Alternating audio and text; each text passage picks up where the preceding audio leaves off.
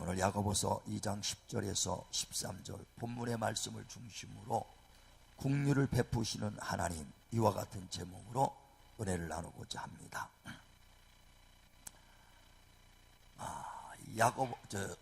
요한복음 8장에 보면은 예수께서 성전에서 말씀을 가르칠 때에 현장에서 간음하다 잡힌 여인을 붙잡아다가 바리새인들이 예수 앞에 고소를 하는 장면이 있습니다. 그러면서 율법에는 이런 현장에다 간음하다 잡힌 여인은 돌로 쳐 죽이라고 하는데 당신은 어떻게 생각합니까? 하면서 예수를 시험합니다. 그때 예수께서 땅에다가 글을 쓰기 시작합니다. 살인하지 마라. 그리고 마음으로 미워하는 자들도 살인한 자라.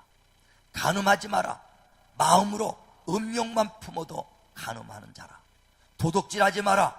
마음으로 탐심만 먹어도 도둑질하는 자라 하면서 글을 써 내려갑니다. 그러면서 사람들에게 향해서 죄가 없는 자가 돌로 쳐라 그랬어요. 그때 사람들이 양심의 가책을 받아서 어른으로부터 시작해서 아이들까지 다 떠나가더라 그랬습니다. 다시 말하면 간음하다 잡힌 그 여자가 큰 죄를 져서 돌로 맞아 죽을 죄를 졌습니다. 그래서 그 여자를 데려왔지만 그 여자뿐 아니라 그를 데려오고 고소했던 그들 또한 죄 없는 자가 없다는 것을 말하는 것이거든요. 사람들이 세상에 살면서 나같이 죄 없이만 살아봐라 의롭다고 말하는 사람들이 많습니다. 자기는 거룩하게 살고 죄 없이 살고 정말 법 없이도 산다고 얘기하는 사람도 있습니다. 그러나 정말 법 없이 사는 것 같지만은 아주 법을 들이다 대고 그 사람을 속속들이 비추면은요 작은 죄라도 다 드러나게 돼 있다는 것을 말합니다. 그래 로마서 3장 10절에도 이 세상에 의인은 없나니 한 사람도 없다는 겁니다. 모두가 다 죄인이라는 겁니다. 그래 법을 준 것은, 율법을 준 것은 우리를 의롭게 만들려고 한 것이 아니라 죄를 드러나게 하려고 그 법을 만들었다는 것을 말합니다. 그래 갈라디아 3장 19절에도 말하기를 범법함을 인하여 율법을 주셨다는 겁니다. 자꾸만 죄를 지기 때문에 그 법을 줘서 죄를 깨닫게 하려고 법을 줬다는 겁니다. 그래서 법 앞에서는 자기가 의롭다 할 육체가 하나도 없습니다. 다 드러나게 돼 있어요. 세상의 말에 그랬죠. 털어서 먼지 안 나오는 사람이 어디 있습니까? 아무리 깨끗한 옷 입어도 털면 다 나오듯이 법 앞에서는 조그만 죄라도 다 드러나게 돼 있어요. 그래서 법이라는 것은 우리를 의롭게 하려는 것이 아니라 죄를 깨닫게 하고 죄를 드러나게 하려는 것이 법이라는 것입니다. 제가 30년 동안 운전하면서 무사고입니다.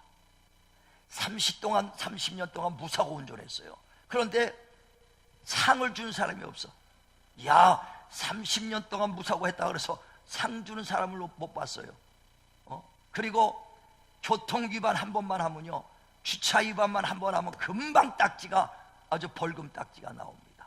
아니 30년 동안 무사고인데 칭찬은 못 해줄 망정 한 번 딱 주차 위반하면요 금방 딱지 날라오거든요. 벌금 딱지가. 예, 법이라는 것은요 저와 여러분 칭찬하려고 하는 법이 아닙니다. 뭐 하려고요? 정죄하려고 하는 것이 그게 법입니다. 그래 오늘 본문에도 살인하지 마라, 간음하지 마라, 도둑질하지 마라. 그러나 다 지키다가도 하나만 범죄하면 그것은 모두가 범죄한 죄가 되나니 그 죄 때문에 심판을 받을 것이다 그랬습니다. 그래 주님께서도 말하기를 너희가 그 죄를 가지고 하나님 앞에 들어가면 무서운 심판만 있다는 것입니다. 하나님은 거룩하신 분입니다. 공의로우신 분입니다. 죄 있는 자는 죄로 말미암아 심판을 해야 되고 죄 없는 자는 영원히 영생을 얻게 해 주셔야 되거든요. 그게 공의입니다. 만약에 저와 여러분이 죄를 가지고 하나님 앞에 섰는데 봐줬다면 하나님은 비리를 하는 사람이에요. 하나님은 불법을 하는 사람이기 때문에 하나님은 아무리 저와 여러분이 봐주고 싶을지라도 죄를 갖고 온 사람은 심판할 수밖에 없다는 거예요. 그래 히브리서 10장 31절에도 죄 있는 자들이 하나님의 손에 빠져들어갈 것이 무서울진저 하나님의 죄 가지고 하나님의 손에가 들어가면 그대로 영원한 심판밖에 없다는 것입니다. 그래 저와 여러분이 죄 없는 사람이 어디 있습니까? 다 이 세상 사람들은 죄가 있거든요. 그래서 우리는 영원히 죄와 사망으로 말미암아 죄 때문에 허물 때문에 영원히 죽을 수밖에 없는 연약하고 정말 불쌍한 존재라는 것을 말합니다. 그래 하나님께서 우리에게 긍휼을 베푸시길 위해서 독생자 예수 그리스도를 우리에게 보내주시는 거예요. 그래 요한복음 3장 16절에도 하나님이 세상을 이처럼 사랑하사 독생자를 주셨으니 그를 믿는 자마다 멸망치 않고 영생 얻게 하려 함이라. 독생자 예수 그리스도를 보내주신 것은 그 아들을 보내셔서 십자가에 죽으시고 대신 채찍 맞으시고 대신 고난 받으신 것은 저와 여러분이 죽어야 될 것, 저와 여러분이 죄 때문에 저와 여러분이 병들어야 될 것을 주님이 대신 감당해 주셨다는 겁니다. 이렇게 독생자를 보내주셔서 우리에게 사랑을 베풀어 주셨으니 그게 바로 하나님의 사랑이라는 겁니다. 그래 로마서 5장 8절에도 죄인을 위하여 죽으셨으니 이게 바로 하나님의 사랑의 확증이다. 의인을 위해 죽는 것도 아니요 선을 위하여 죽어주는 것도 아닙니다. 나라와 국가를 위해서 죽는 것도 아니라 저와 여러분의 죄가 있는 것을 알면서도 우리를 위해 죽어줬으니 이게 바로 하나님의 사랑의 확증이라고 말씀하는 것입니다. 그래 우리는 예수 안에서 하나님의 사랑, 하나님의 용서, 하나님의 자비를 받은 것, 이게 바로 긍휼입니다. 긍휼은 우리를 불쌍히 여겨주시는 마음이에요. 우리를 불쌍히 여겨주셔서 독생자를 보내주셔서 정말 우리를 살려주시고 사랑과 또 용서와 그리고 우리의 모든 허물을 덮어주신 이것이 진정한 하나님의 긍휼하심을 입은 것입니다. 그래 예수 그리스도 안에서 긍휼함을 입은 자들은요 이제는 우리가 은혜 아래에 있는 것이고 법 아래에 있지 않는 거예요. 법 아래에 있으면 우리 죄가 날마다 드러날 수밖에 없습니다. 그러나 우리는 긍휼, 다시 말하면 용서 아래에 있기 때문에 우리의 죄가 없다는 것이 아니라 죄가 있지만 그 죄를 용서해 주셨다는 겁니다. 그래 로마서 6장에도 보면 14절에 너희가 이제는 법 아래에 있지 않냐고 은혜 아래에 있기 때문에 법이 죄가 너희를 정죄하지 못하리라 그랬어요.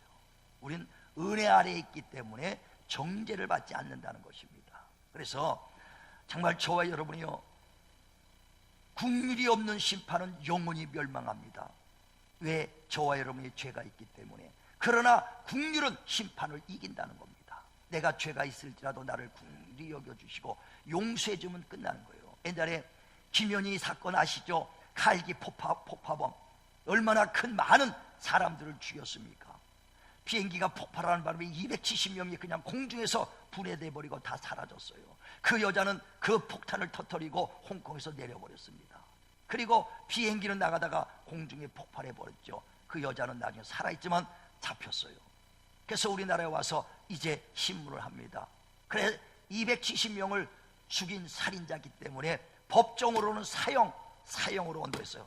사형 땅 죄목은 사형입니다. 죄가 있어요. 그런데 대통령이 그를 사면해줘 버렸거든요. 사면해줬어요. 그 여인이 죄가 없다는 것이 아니에요. 죄는 있지만 용서받은 죄인이라는 것입니다. 그렇기 때문에 사면받았기 때문에 살아나는 거예요.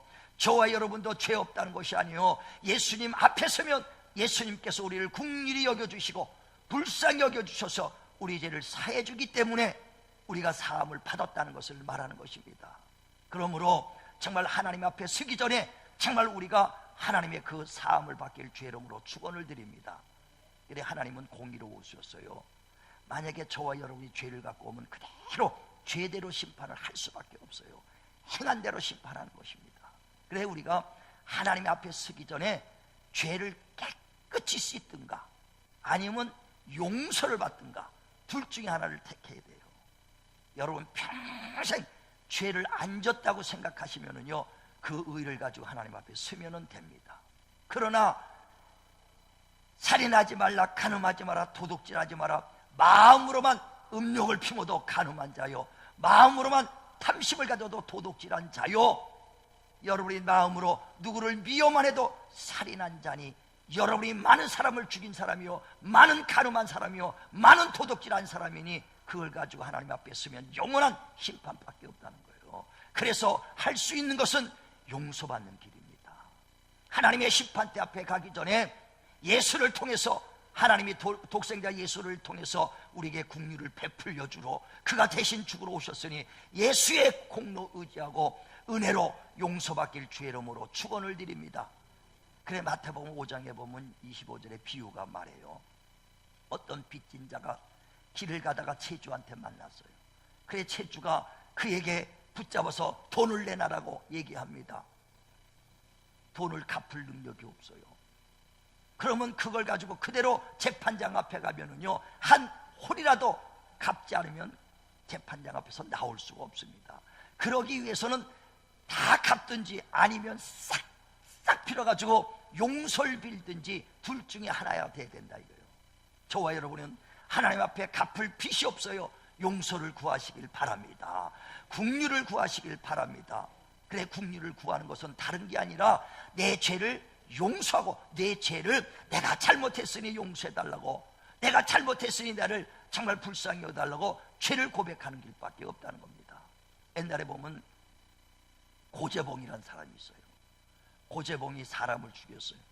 그 사람이 군생활하면서 군대 자기 그 부대장이 얼마나 자기를 괴롭혔는지 제대하고 나서요, 도끼를 가지고 대대장 집에 들어간 거예요.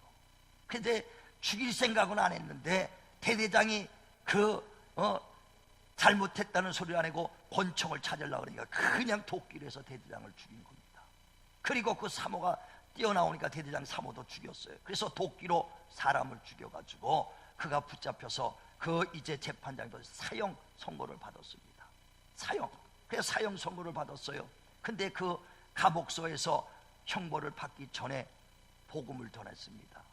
그 예수를 전하는 사람한테 복음을 듣고 그가 예수 믿고, 나 같은 죄인도 용서받을 수 있느냐고, 나 같은 죄인도 하나님 앞에 용서받을 수 있냐, 누구든지 하나님 앞에만 나오면 용서받는다. 그가 예수 믿고 정말 자기 죄를 고백합니다. 하나님, 나는 사람을 죽인 사람입니다. 많은 죄를 졌습니다.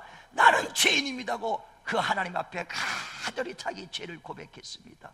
하나님은 그 사람도 용서해 주시고 그 사람도 하나님의 자녀로 삼아 주시고 하나님은 긍휼을 베풀어 주셨습니다. 세상에서는 그를 살인죄로 그 형벌로 보냈지만은 하나님은 그래도 용서를 해 주시는 거예요. 세상에선 용서받지 못했을지라도 하나님은 그를 용서해 주시고 있다는 것입니다. 그리고 하나님의 품 안에 들어가는 거예요. 시데반 집사도 돌에 맞아 죽어가면서도 하나님이여 내 영혼을 받아달라고 했을 때 세상 사람들한테는 돌을 맞아 죽었지만은 하나님은 그를 용서하시고 하나님은 그를 사랑하시고 그를 영접하여 주셔서 보좌에 앉혀주는 걸 볼 수 있습니다. 우린 사람에게 정말 칭찬받고 사람에게 정죄받는 것이 중요한 것이 아니라 하나님 앞에 긍휼을 받길 주의 이름으로 축원을 드립니다. 그래, 우리는 정말 내 죄, 아무리 죄를 많이 졌어도 하나님 앞에 죄를 회개하고 죄를 구하고 사과하고 용서를 구하면 하나님은 70번에 7번이라도 회개하고 돌아오는 자들에게는 다 죄를 용서해 주시는 분이시다는 거예요. 그러므로 저와 여러분이요, 정말 죄가 있을지라도 하나님 앞에 죄를 자백하셔서 정말 하나님 앞에 긍휼함을 받길 바랍니다. 한 주일 동안도 살면서, 아니 인생 지금까지 살면서 얼마나 많은 죄를 졌습니까?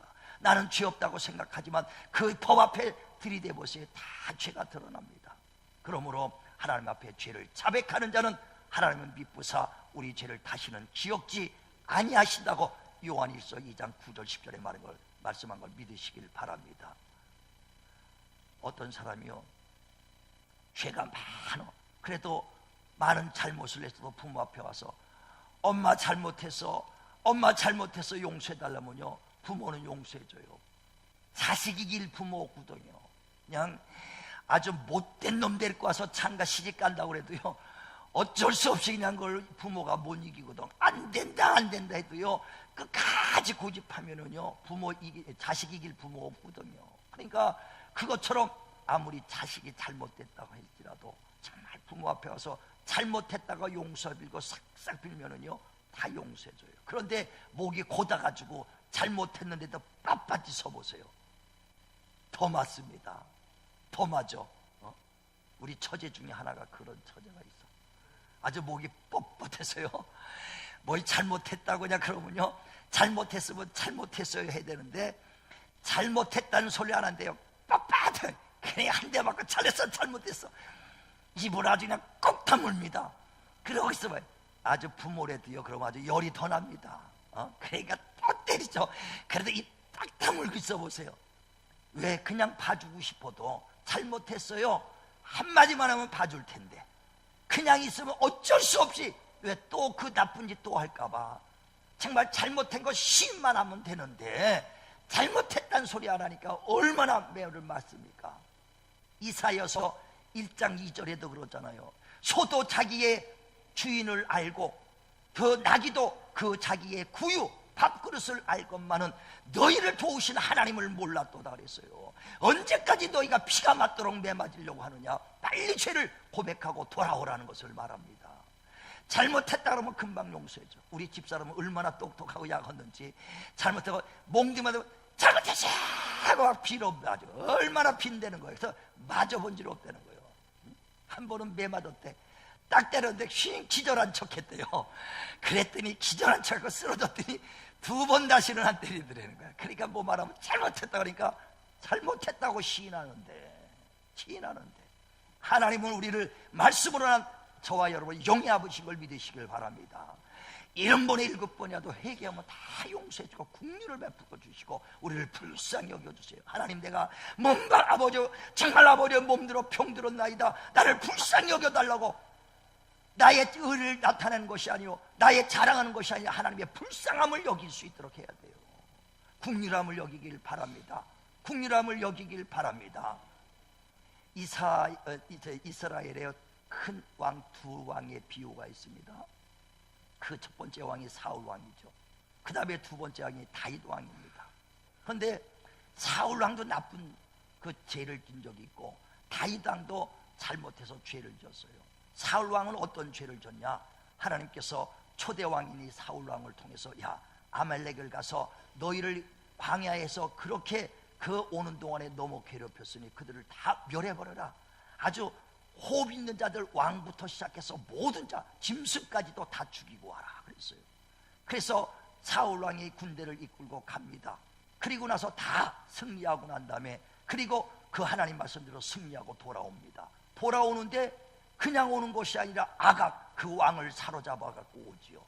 또 짐승들을 아주 데리고 옵니다. 그래서 사무엘 선지자가 가서 왜 이 짐승들을 죽이지 않고 왕을 죽이지 않고 데려왔나이까? 그랬더니 사울 왕이 하는 말이 이 짐승들을 하나님께 제사 드리려고 그래서 좋은 짐승을 갖고 왔습니다 그럽니다. 그랬더니 사무엘 선지자가 그 왕에게 말하기를 왕이여 당신은 잘못 생각했습니다. 하나님은 그 제사보다 순종하는 것이 낫고 하나님의 말씀에 정말 순종하는 것이 수양의 기름보다 낫다고 하나님의 말씀을 들어야죠.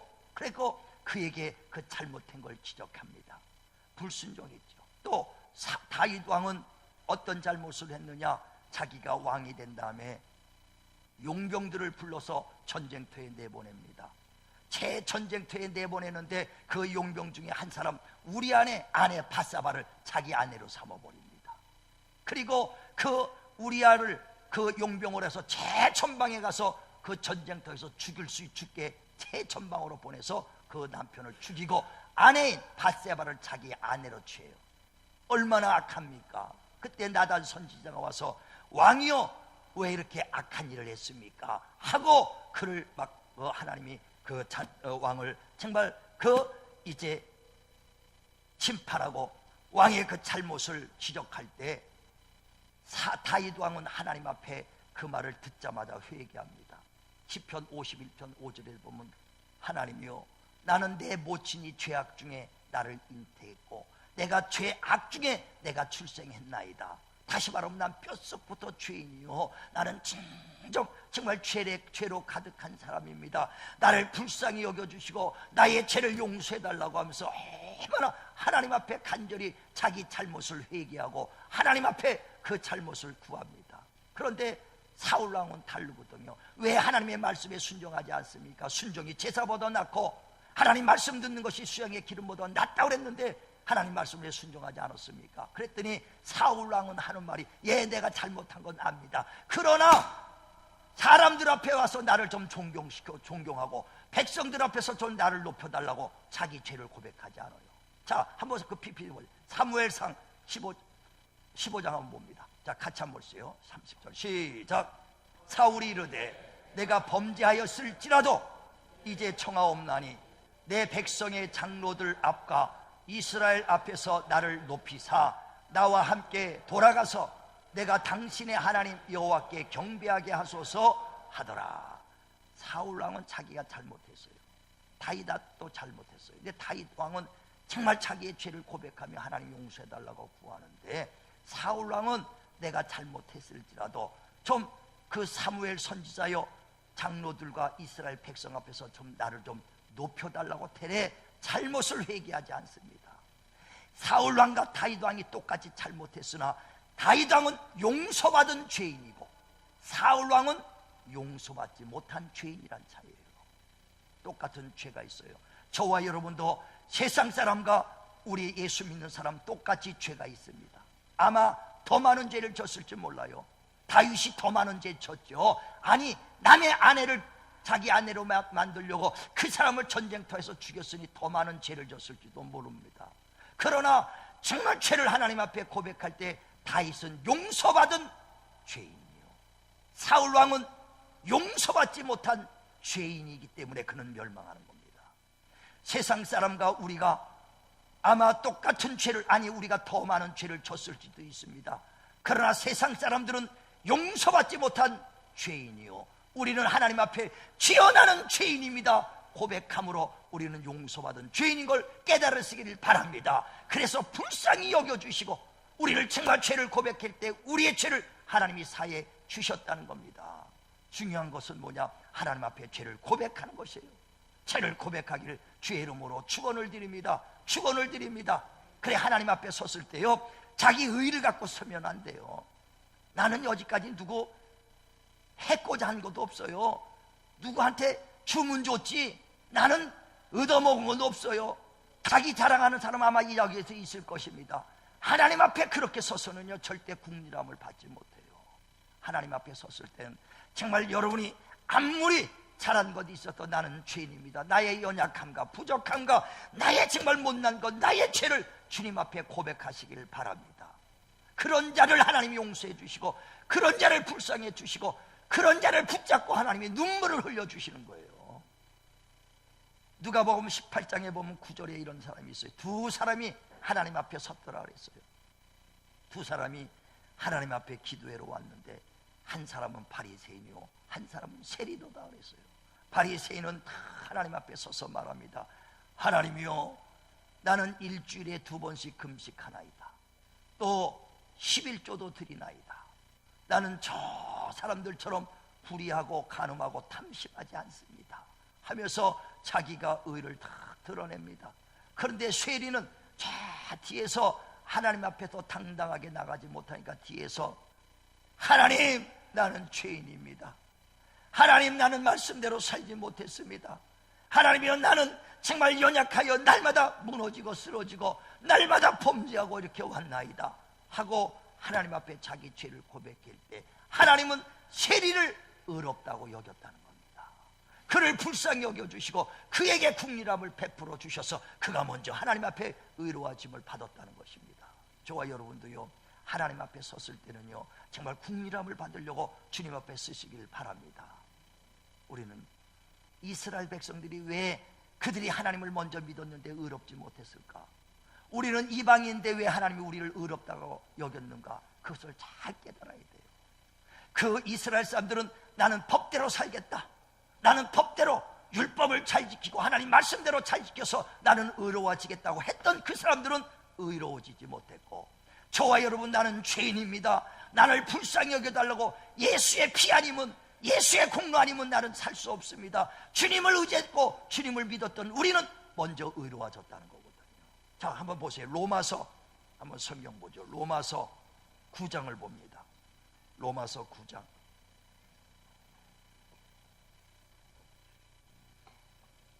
로마서 9장 30절 다 찾으셨어요? 로마서 9장 30절 다 찾으시기 바랍니다.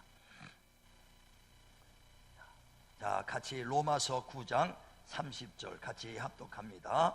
그런즉 우리가 무슨 말을 하리요? 의를 따르지 아니한 이방인들이 의를 얻었으니 곧 믿음에서 난 의요, 의의 법을 따라간 이스라엘은 율법에 이르지 못하였으니 어찌 그러하냐? 이는 그들의 믿음을 의지하지 않고 행위를 의지함이라. 부딪힐 돌에 부딪혔느니라. 예, 정말 자기의 국리를 구하지 아니하고 자기의 법대로 정말 자기가 의로워지려고 했던 사람은 의에 이르지 못했고, 국리를 구했던 사람은 의에 이르렀다고 말합니다. 국률 없는 사람은 심판을 받을 수밖에 없어요. 국률은 심판을 이긴다고 오늘 본문에 말하는 겁니다. 저와 여러분, 하나님의 심판대 앞에 섰을 때 내 의를 가지고 서는 것이 아니라 하나님의 국률함을 가지고 하나님 앞에 서시길 바랍니다. 그래서 국률은 심판을 이긴다. 정말 저와 여러분 죄인입니다. 그러나 용서받은 죄인이기 때문에 우린 살았다는 거예요. 용서받은 죄인이기 때문에 누가 그를 정죄하리요? 하나님이 우리를 의롭다 했는데 우리를 누가 정죄하리요? 하나님이 우리를 택했으니 누가 송사하리요? 하나님이 우리를 위하시면 누가 우리를 대적하리요?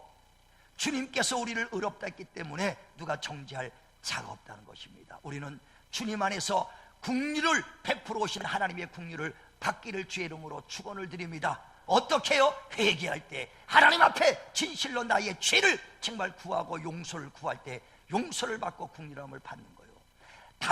바울이요, 정말 예수 믿기 전엔 얼마나 악한 사람인지 모릅니다. 예수 믿는 사람을 붙잡아다가 옥에 갇히고요, 그를 죽이는데 앞장섰던 사람이요, 아주 그냥 살인자입니다. 사람을 죽이는데 앞장섰던 사람이 바울이에요. 그랬는데 다메섹에서 하나님을 만납니다. 그리고 나서 그가 깨닫고 나서요, 그가 주 앞에 고백하기를, 나는 죄인 중에 괴수라고 그랬어요. 나 같은 죄인을 하나님 용서해 주심을 너무 감사합니다. 나는 죄인 중에 괴수입니다. 그 많은 사람을 죽이는데 앞장섰던 그지만은 용서를 구하고 회개할 때 하나님은 국률함을 얻었다는 것입니다. 저와 여러분이요, 정말 여러분 사람 죽인 적 있어요? 예수 믿는 사람을 잡아다가 옥에 같은 사람이 없지 않습니까? 바울은 우리보다 더 악한 짓 했어요. 그래도 정말 하나님 앞에 나는 죄인 중에 괴수입니다고 고백할 때 하나님께서 우리의 죄를 다 용서해 주시고 국리를 베풀어 주셨다는 거예요. 그러면서 바울이 고백합니다.